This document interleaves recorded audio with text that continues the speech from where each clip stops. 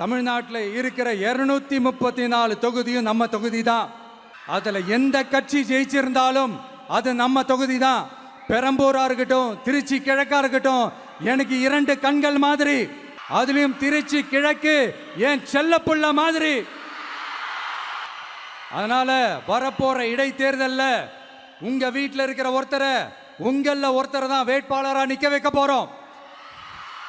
நீங்க எப்படி இந்த விஜய்க்கு ஆதரவு கொடுத்து ஓட்டு போட்டு ஜெயிக்க வச்சீங்களோ அதே மாதிரி வரப்போற இடைத்தேர்தலில் உங்களுடைய அந்த வேட்பாளரையும் ஜெயிக்க வைப்பீங்கன்ற அந்த ஒரு நம்பிக்கை நான் முழுமையாக தான் நம்புறேன். உங்களுக்காக உழைக்க வந்திருக்கிறேன். உங்களுக்காக எல்லா விஷயத்தையும் நான் பார்த்து பார்த்து செய்வேன்.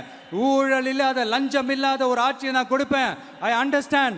ஒரே நாள் அது நடக்காததான், மேஜிக் இல்லை. பட் ஒரு நாள் அதை நான் நடக்க வைப்பேன். எனக்கு இப்போ வேற எந்த வேலையும் இல்லை உங்களுக்காக உழைக்கிறத தவிர. என் கடன் இனி என் மக்களுக்கு பணி செய்து கிடைப்பதே.